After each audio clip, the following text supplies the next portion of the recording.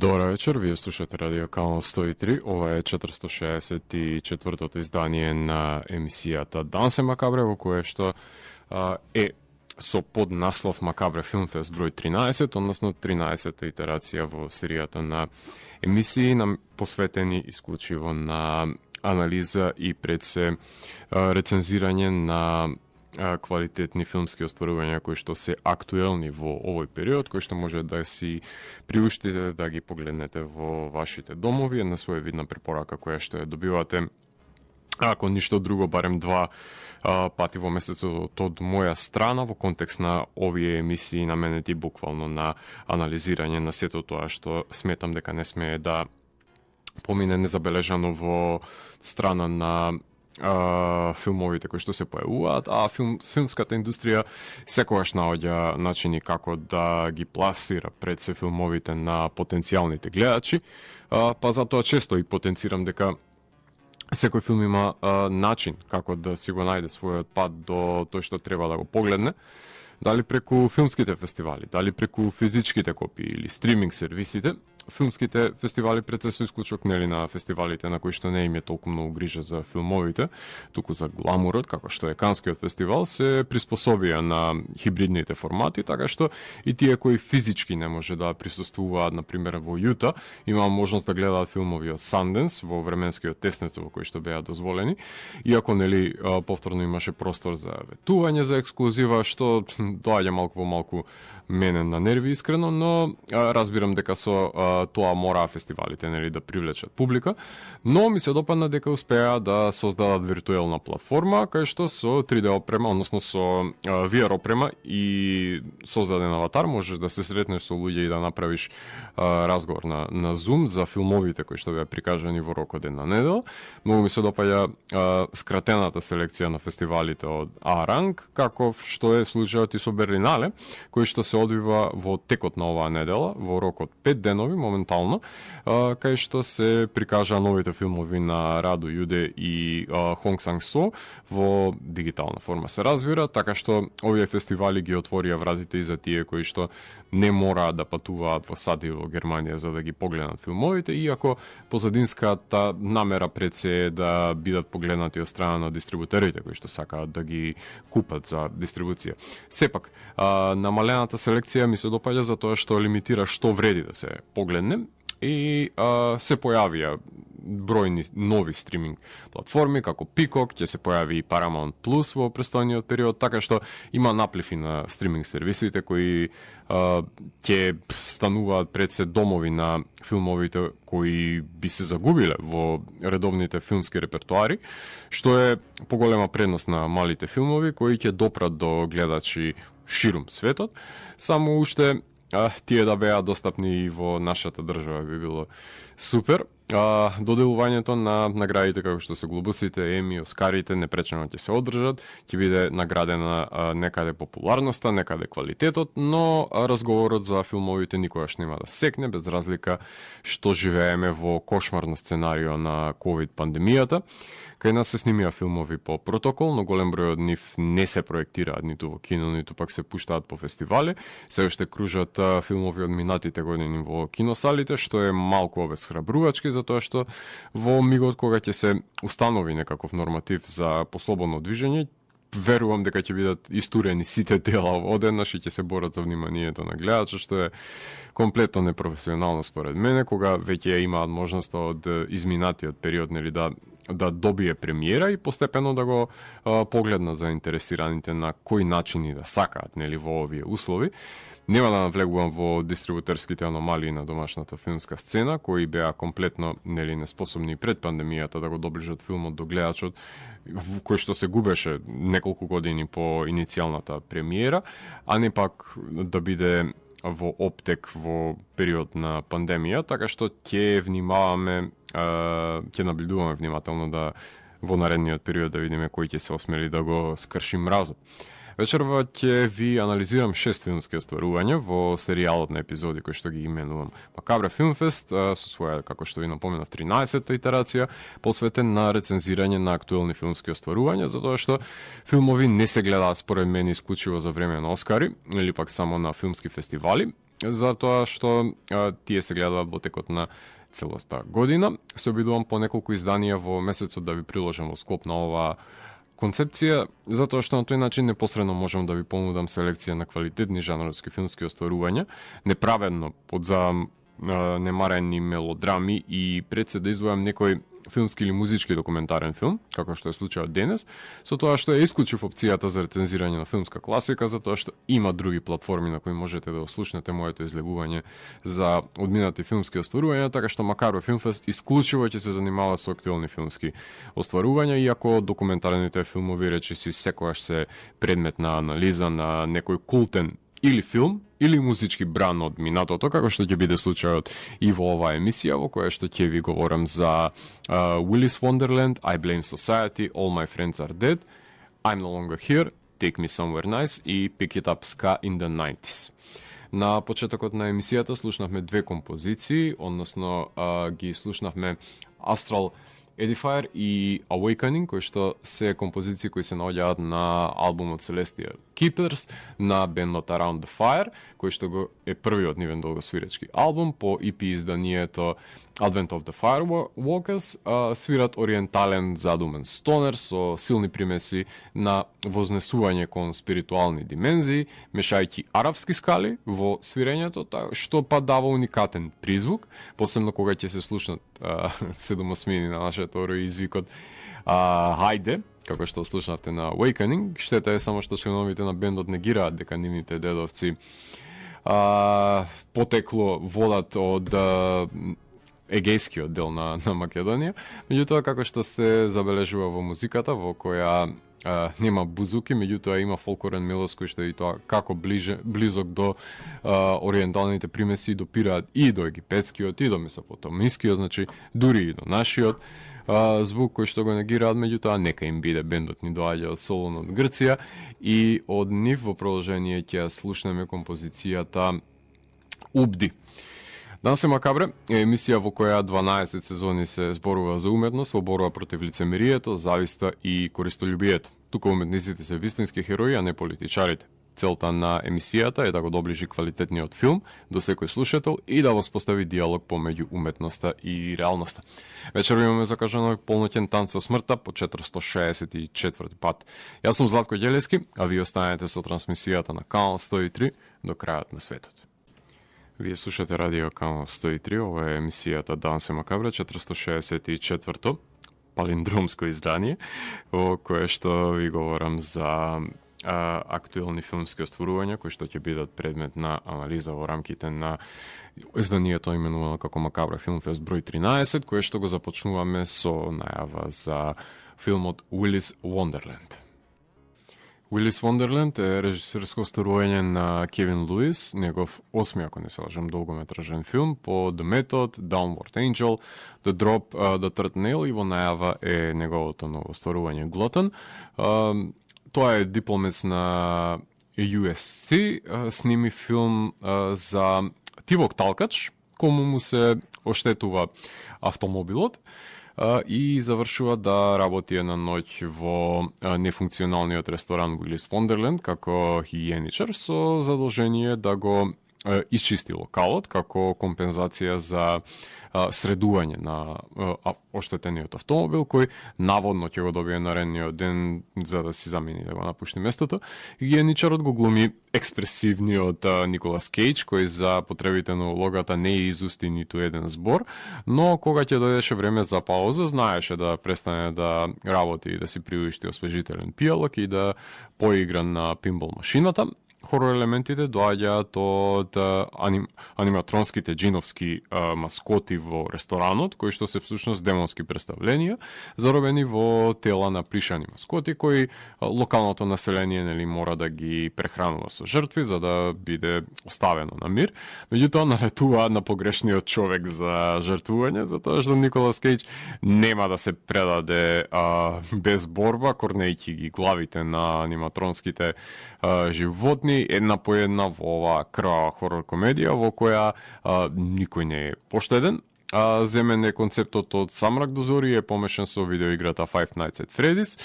реализирајќи крвав демонски слешер од рангот на Банана Сплит хорор филмот, кој што имавте можност да го погледнете во пред неколку месеци, во кој што исто така игривите маскоти беа на крвни убици, само што тука аниматрониката е запоседната од демонска сила. Джио Парсонс го измисли ова бизарно сценарио, а Дейвид Нјуверт е човекот кој е виновен за визуелната, условно кажано, естетика на веротика, односно тоа е кинематограферот кој си поигрува со сите неонски бои во интериерите, а Емој е задолжен за музиката која треба да го надогради крвопролевањето на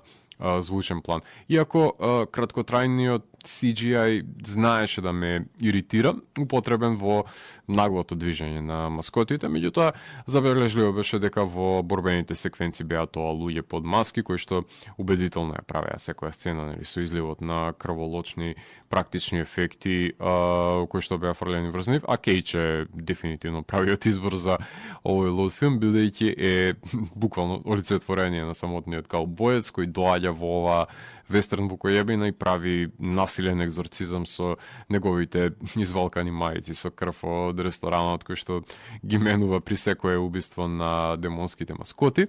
JD Entertainment го продуцира овој филм, а Mad Men го дистрибуира. Филмот кој заврши на стриминг платформите пред неколку недели, но модерно, крволочно, сега веќе култно дело кое се надоврзува на интензитетот кој што го имаше Mom and Dad, кај што Кейдж исто така е ставен во свој елемент, една успешна формула за ефикасна хорор комедија, препорачлива за заедничко гледање и уживање, за жал во вашите домови заради тоа што го добивме во овој временски период. Во продолжение ќе ја слушнеме најавата за I Blame Society. I Blame Society е режисерско остварување на Джилијан Уолас Хорват, односно нејзин прв долгометражен филм. Десетици кратки претходно има работено, документарни и ги има снимено играните краткометражни Kiss Kiss Fingerбang и Whiskey Fist. Има работено и серија, во најава е работењето на серија на кратки документарни филмови за култниот Косан на Милош Форман, кој што ги има снимено и ќе се појават во наредниот период од страна на Джилијан, а во овој црнохуморест хорор филм за серијски убиец го напиша заедно со Чейз Вилиамсон, со тоа што ја глумеше и главната улога во филмот Джилијан, која е режисерка на инди филмови, која се мачи за да се пробие во независната филмска сцена, но има потреба тоа да го направи со впечатливо издание, па решава да сними снав филм, односно да се сними себе си како убива, правејќи ја и самата предпродукцијата, односно скаутање на локација кај што живее потенцијалната жртва, дискутирајќи со своите пријатели за замислата која што има за снимање на филмот, советувајќи се дури и од Никан Тоска, како што можете да слушнете од самата најава, авторот на култната ТВ серија Channel Zero, како познавач на процесот на пробивање во Холивуд. И ова не е кој знае колку оригинален концепт за еден модерен хорор филм, со оглед на тоа што од Peeping Tom на Майкл Пауел, преку белгискиот Man Bites Dog, па The Last Horror Movie и Behind the Mask на Лесли Вернон, па дури и Крип на Дуплас, се филмови во кои премет на делото е следење на серијски убиец со камера, кој трага по својата нова жртва, со оглед на тоа што е искористен found footage методот, нели, на субјективниот кадар, во кој што метафилмот е само еден изговор со кој треба да се оправда убивањето на ликовите, кои и одат на нерви на фрустираната режисерка, која и при овој насилен концепт не е сватена сериозно од продуцентите, кои, нели, само сакаат да ја ангажираат, затоа што денес е популарно да се најмат жени режисерки кои не треба да бидат авторки, туку да снимаат тоа што ќе им се каже под нивни дирекции. Значи, филмот е погоден за поставување на социокритички прашања, за тоа со какви препреки треба да се бори независниот филмаџија за да исплива на површина и како е пред се третманот на режисерките кои се обидуваат да се пробијат денес во филмскиот свет, одлично доловено преку неуките продуценти кои што бараат комплетно сосема поразличен филм, не ни знаат всушност што бараат од режисерката, туку се обидуваат нешто што е во рамките на жанровскиот филм да го турнат заради тоа што ете денес е популарно и тие сакаат да имаат филм кој што ќе го сними режисерка, меѓутоа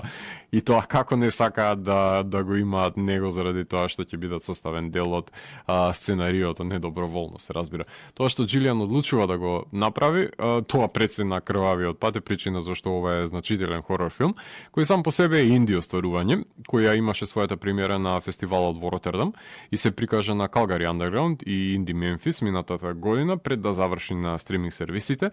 кој да не беа филмот комплетно ќе се изгубеше од планетата и никогаш немаше да го погледнеме. Оливија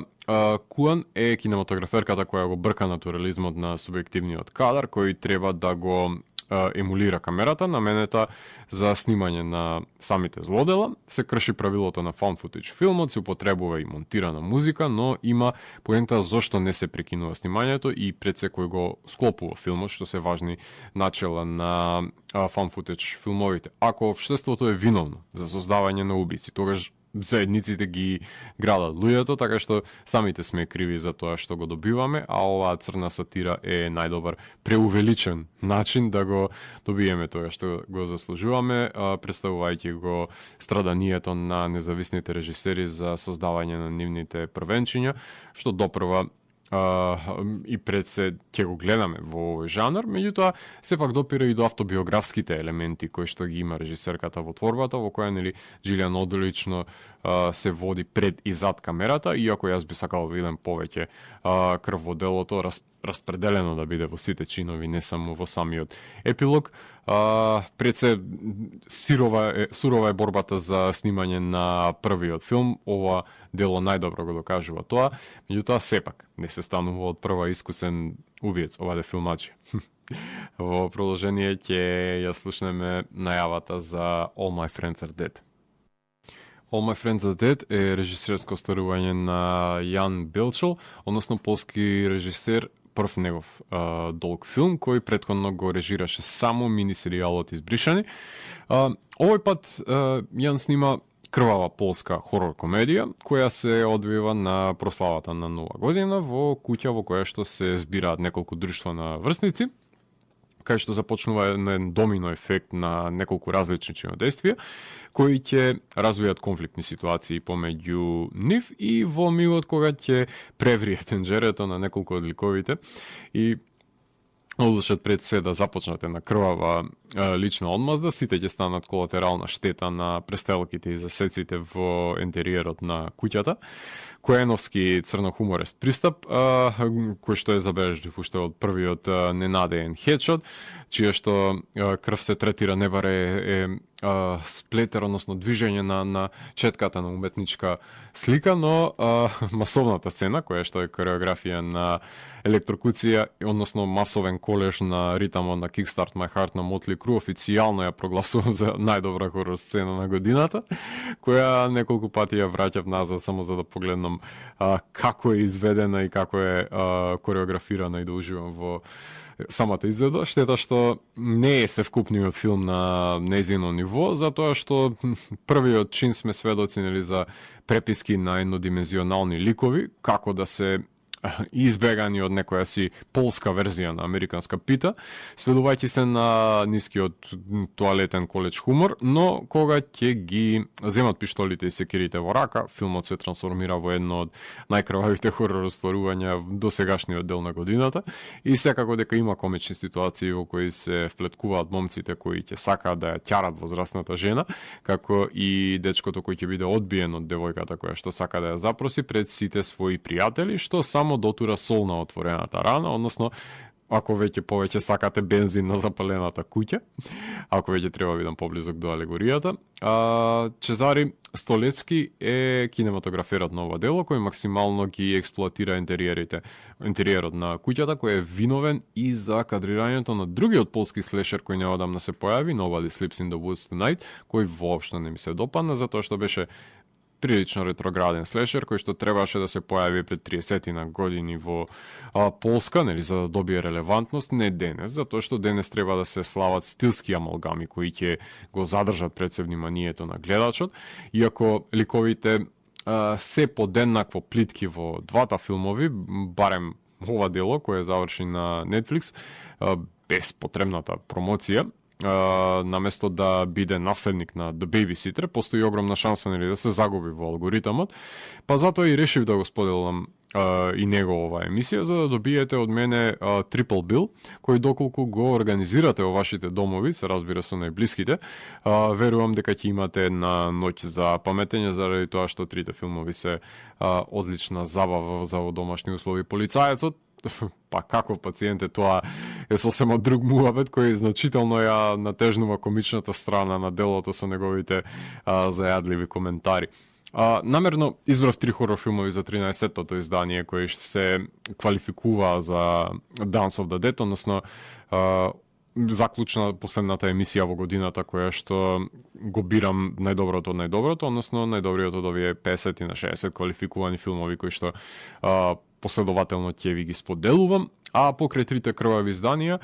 имав можност да ги погледнам и Fear of Rain, Sator, Red Dot, Sacrifice, Wrong Turn, Shock и The Reckoning, но сметам дека тие имаат недостатоци кои ги испречуваат да ја исполнат уникатноста која треба да ја има едно издание за да влезе во потесниот круг на селекцијата на Дансе Макабре, како што се овие одлични остварувања кои што ви говорев во рамките на емисијата. Тука ќе направиме една кратка музичка пауза, во продолжение ќе слушнеме композиции од бендот Black Magic 3, кои што се наоѓаат на нивниот нов албум Through the Grapevine, втор долгосвирачки албум по Animals and Men од 2019-та, Heavy Psych блузерски рок-н-рол, издаден за Karma Conspiracy Records, со доста ретро призвук, гитарски мелодии под влијание на Led Zeppelin, меѓутоа наликуваат и на денешните Witchcraft, така што бенд кој што ни доаѓа од Берлин, односно од Германија. Ќе го слушаме со композициите Mandala Lady,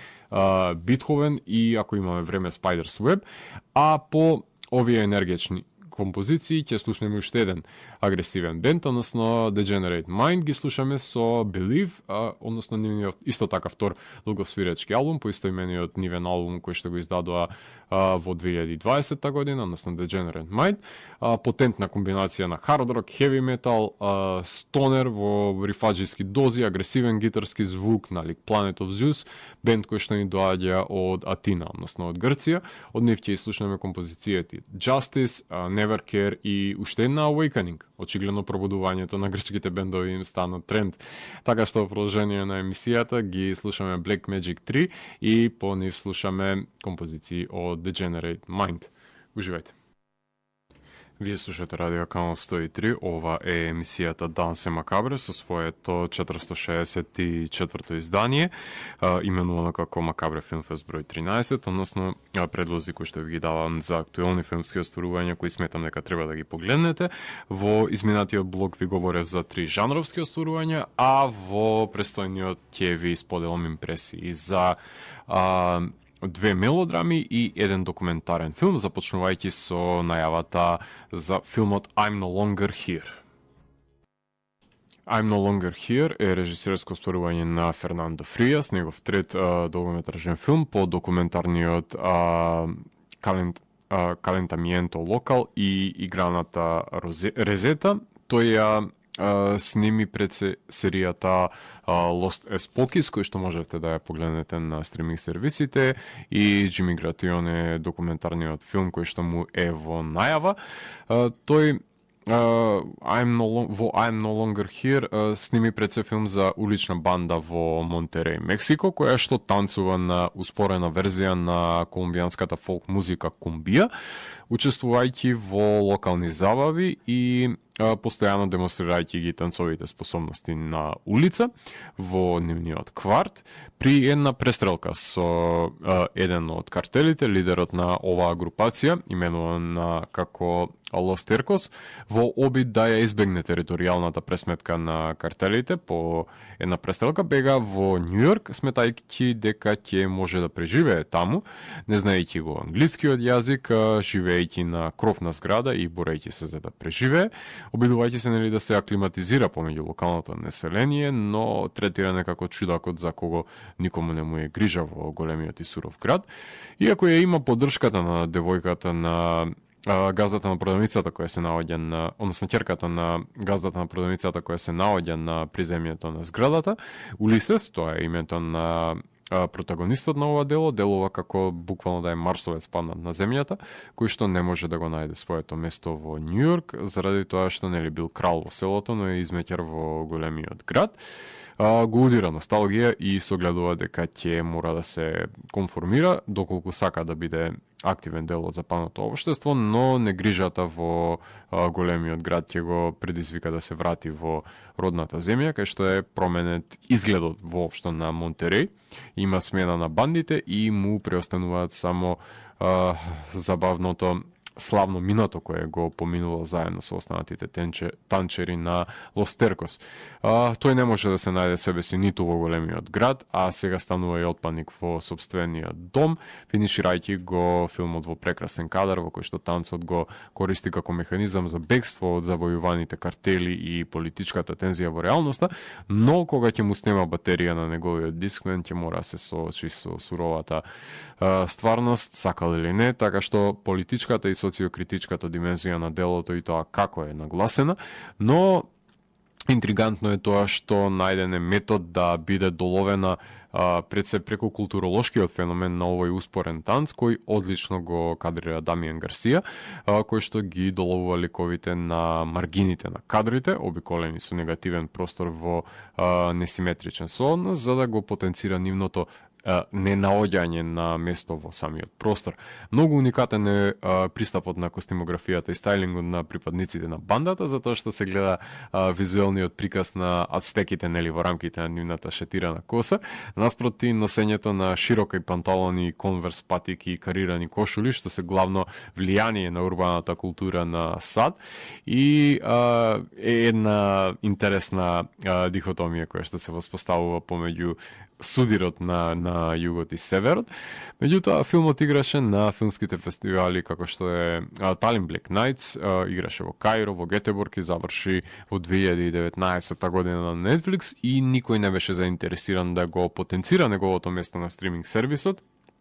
се додека Мексико не го кандидираше за нивен представник 2 години подоцна за интернационалниот Оскар, влегувајќи на самиот шортлист на 15 филмови кои што се борат за номинација да добијат за интернационален Оскар, па сите го откривме одличниот впечатлив филм Под купиштата на ѓубриште која се наоѓа на овој стриминг сервис. Филмот беше маргинализиран, како што и самата банда е една субкултурна појава која што екзистира буквално на маргините на Мексико, но мислам дека ова е интересен спој со занемарена култура која што говори пред се за судирот помеѓу самата колонизација која што ја врши САД, немирите кои што се наоѓаат во Мексико и еден талкач, еден лутач кој што се обидува да го најде своето место во овие две земји, меѓутоа во ниту една не може да го остави својот корен. Така што топла препорака е се погледне ова интересно артхаус остварување. Во продолжение ќе слушаме најавата за филмот Take Me Somewhere Nice. Take Me Somewhere Nice е режисерско остварување на Ена Сендијаревиќ, односно незин прв долгометражен филм по кратките Импорт Фернвеа и Reisgers in the Nacht. Снима филм за Алма, односно која што е глуми Сара Луна Зориќ, која е девојка со босанско потекло, родена и израсната во Холандија, која што решава да започне еден европски роуд трип по незиниот изнаоѓање на незиниот босански корен, односно патува за Босна со цел да се сретне со незиниот татко кој никогаш и не го запознала. Таа најпрвин се пресретнува со незиниот апатичен братучет Емир, кој е толку голем патриот што никогаш не би ја напуштил опуштил Босна, кој е локално мафијашче, кој се дружи со неговиот другар Денис, кој веднаш и фрла око на Алма. Не се многу услужливи двајцата за да може да ја превезат Алма од Сараево до Мостарското селце, кај што се наоѓа таткој, па затоа таа започнува еден роуд трип, кај што се запознава со најразлични ликови кои ќе бидат елоквентни постојки на нејзиното трансформативно патешествие, кое, иако ја крие потребата за себеспознание, не знам колку ќе може да ја пополни празнината која ја има оставено нејзиниот татко во животот, или само наоѓа простор можеби да ужива во животот или да се сонча покрај базени во некоја босанска авантура, кај што тензијата помеѓу неа и иритантниот пред се братучет ја надминува со имање секс со него. Филмот е далеку од Dreamers и на мајката исто, затоа што тука најпрви не се поставува една тројка, туку дисфункционален љубовен триаголник помеѓу девојка која не знае што сака во животот, што е сродно со coming of age тропите во филмот, но не води кон некоја си поголема длабинска корелација во меѓучовечките односи кои што ги воспоставува, останувајќи странец во туѓа земја. Во филмот мајката на Алма ја глуми Јасна Ѓуричиќ, односно која што ја знаете како главната протагонистка во одличниот босански представник за интернационален Оскар Quo Vadis Aida. Кинематограферот Емо Вирнхоф со тесниот 1.33 наспроти 1 аспект успева да прикаже несиметрични кадри кои што се доста впечатливи, во кои што осамнува Алма на нивните краеви, односно доловени со уникатни агли, кои само го дополнително го потенцираат незиното неприпаѓање во босанската паланка во потрага нели по незиниот витез на бел конј, иако има намера пред се да се сретне со таткото кој што бил отсутен од незиниот живот. За волја на иронијата, и двата филмови кои што ви говорам во артхаус сцената содржат coming of age елементи и тропи на роуд филмот, кај што една индивидуа е ставена во страна земја, кај што и е туѓинец кој не баш добро се пронаоѓа себе си и си го наоѓа пред се своето место во световите. Двата се уникатно кадрирани и обработуваат микроприказни кои што содржат човечки квалитети на ликови кои се склони да ги донесат погрешните одлуки во животот без да размислат за нивните последици. Овој период ги гледав представниците за интернационален Оскар, така што ги погледнав и Apples, Sun, Beginning, како и шармантното откритие The Bron со Манойловиќ, како и Judas and the Black Messiah, кои се актуелни во изминатиот период, солидни филмови, но нема место нели за сите во емисијата, остарено од на сечилото на селекцијата. Можеби за некои ќе слушнете во некоја си следна анализа на видеологија, можеби во Дансе Макабре ќе се најдат, а можеби и не, тоа оставам да покаже времето. А за самиот крај на прегледот за вечерва на филмовите кои што ви ги предодредив, ќе ја слушнеме најавата за филмот Pick It Up, Ska in the 90s. Pick It Up, односно Ska in the 90s, е второ долгометражно остварување на Тейлор Морден, кој што претходно го има издадено Here's to Life, The Story of the Refreshments, а по него експресно ги објави Project 88, односно Back to the Future 2 и The Last Blockbuster, како и неколку кратки играни филмови. За Pick It Up, односно Ska in the 90s, сними пред се Talking Head музички документарен филм, посветен на подемот и падот на музичката сцена, која ја го обработува конкретно третиот бран на реформаторската ска музика во САД во 90-тите години. Тим Армстронг е нараторот на делото, во кое се вклучени плејада на интервјуа од најзначајните музичари кои го предводеле овој музички бран, односно членови на The Aquabats, Real Big Fish, Less Than Jake, The Mighty Mighty Bostoners, No Doubt, Sublime, Goldfingers, Safe Ferris, The Interrupters и многу други бендови. Филмот е успешно и целовито пред се дело, какви што сакам да ги погледнам од еден раскошен документарен филм, кој што ќе има аналитички пристап кон севкупната ска култура, напоменувајќи ги корењата во јамајканскиот прв бран, потоа во представниците од британската сцена од во 80-тите и амалгамирањето со панк сцената што вродува нели со појавување на третиот бран, односно американската филијала во периодот кај што доминираше музичкиот канал MTV и имаше потреба од популаризирање на нова трендовска музика, а поклопувајќи го периодот помеѓу гранч ерата и ню метал ерата, доминирајќи во тој временски јас од 4-5 години, во кој што нели No Doubt внесува ска елементи во поп музиката, како што Operation Ivy и Rancid имаат внесено ска елементи во панк музиката во тој период. Секако дека не смее да се занемари и значењето на Тони Хок Pro Skater видео играта, која што ја популаризира оваа музика со изборот на неколку композиции на самиот саундтрак на играта, зашто нели се благодарни музичарите кои што стекнале светска слава благодарение на оваа промоција, на кои самиот Тони Хок во комичен манир им вика ништо, повелете и друг пат во овој филм.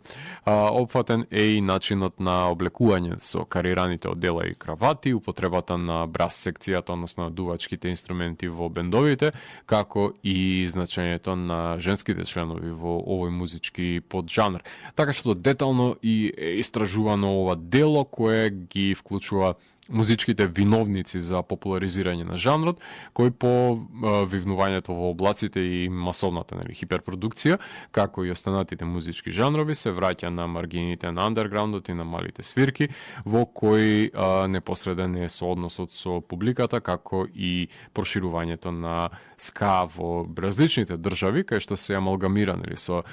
фолк елементите, на пример во мексиканската или па во јапонската школа. Така што ова е интригантен музички документарен филм за сите тие музички сладокусци кои што е топла препорака и сакаат да се навратат на квалитетната ска од 90-тите. Исто така ги погледнав и There's No I in Threesome и Adolescence, како и White Noise, кои што се значајни документарни филмови, кои имав можност да ја погледнам изминатиот период, но секако дека вредат да бидат погледнати, но ако мора да се одбере еден кој е задолжителна музичка носталгична лектира која детално го опфаќа третиот бранд на ска, тогаш дефинитивно е Pick It Up, односно Ska in the 90s. Тука ќе го завршиме изданието со тоа што на крајот на емисијата ќе слушнеме композиции од два албуми, односно слушаме неколку од албумот на Heavy Relic,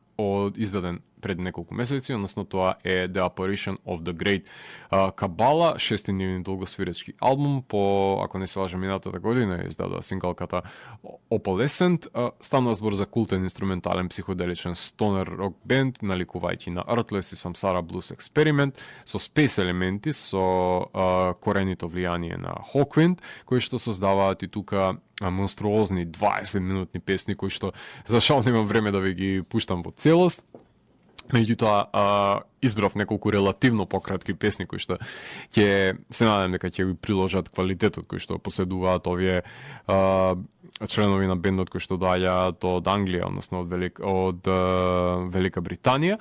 Со тоа што ќе слушнеме композициите Nocturne и The Apparition of the Great Kabbalah, а потоа ќе слушнеме две композиции од Cancervo, кој што го именува нивното прво албумско остварување. Еден, кое што го издадо по истоимената сингулка Conservo, станува збор за Heavy Psych инструментално трио со краутерски претензии, секој од насловите алудира на овој албум за мистични планини и реки, па и овој инструментален начин убаво ја надоградува пред се ги надоградува постоечките митови кои што важат за овие локалитети, така што Cancervo ќе слушнеме од нив и Aralauta, кои што се најдобри представници за квалитетот кој што го поседува Conservo. Значи еден искусен инструментален бенд слушаме и еден бенд кој што се обидува да го докаже квалитетот кој што го поседува, така што нешто ново, нешто искусно и нешто ново ќе слушнеме за крајот на емисијата, а јас сум Зlatko Ѓелевски, го затворам 464-тиот гримуар на Дансе Макабре и го враќам на полицата кај останатите изданија кои кријат тајните на универзумот. До наредното издание на Дансе Макабре, гледајте филмови и плашете се. Чао, чао.